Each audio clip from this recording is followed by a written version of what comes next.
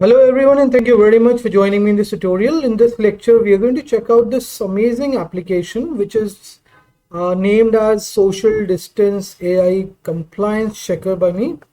Okay, so what happens is the user can simply come on this application like this.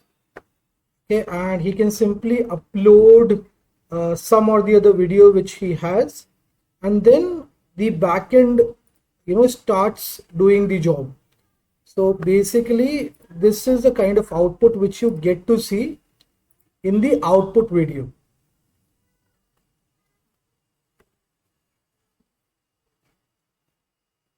So if the distance between two people is less than 2 meters, then it is showed in red line, else it is showed in green line. Else the distance between two people, two persons, is showed with green line.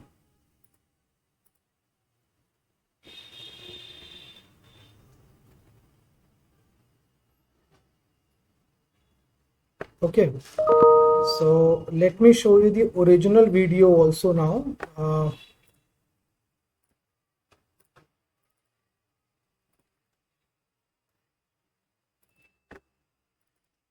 So here we have the original video.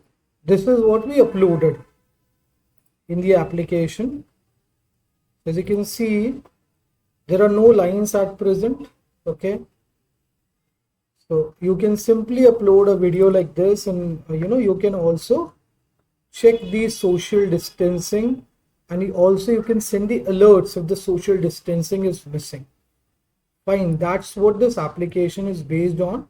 And for the coding part, you can check out this GitHub repo. I'm going to share the link of this repo in the description section also of this tutorial. So you can take the download of this complete code from here. This is the model that we're using for detecting the person, and app.py is the main Python file in which the complete code is present. Okay, so when it comes to this function, it is just for converting the output video in a form that can be played on the browser. Fine. Then we are checking the center of the video here. Then using this function, the input video gets processed, and finally all these things happen. We are checking the distance, okay, in pixels, then we are converting it into meter.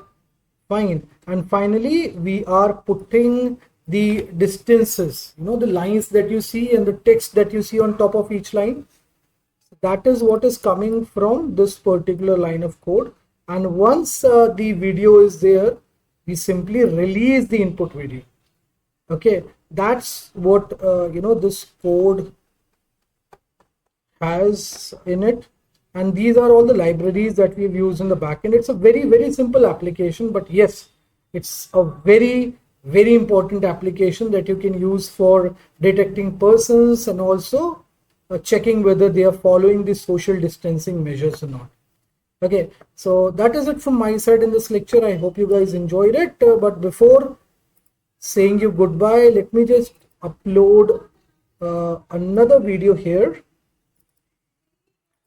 I just want to show you the process, which happens in the backend. So I'm going to upload. I don't have many videos here with me. Okay, let's upload this one, track runner. So the moment you upload the video, what happens is in the backend, all these things, all these processing you gets to see. So if you see here, the speed is getting calculated. How the speed is getting calculated? So if you guys are familiar with the video creation part, so what happens is video creation is there are different frames which we combine. Okay, so based on the persons, so for example, if suppose you want to check out the position of a person and you want to calculate the speed of the person with which he's moving, you can simply find the distance he has traveled from one frame by comparing two frames. Okay, then you can do that continuously so as to find out the speed. Same thing you can do for checking out the distance also. Okay, so that is the concept that we have used here. If you'll go through this code, you will definitely be able to understand. So the complete video has now got processed. Now what is this happening? What has this happened? So it has converted the video into a format which can be played in the browser. So if you see here, I'm able to play the output video in the browser. Let me enlarge it. So see, she's following the social distancing, and yeah, so that's what this complete application, that's the kind of input output you get from this application. Okay, you can also download the processed video if you want, like this. Fine, and I'm downloading it here. Let me just play it for you. Okay, so that's how you can download the output video also. Else, if you don't want to download, you can find it in the static named folder over here. See?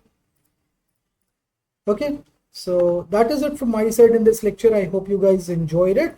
Bye bye, take care, and have a great day, guys.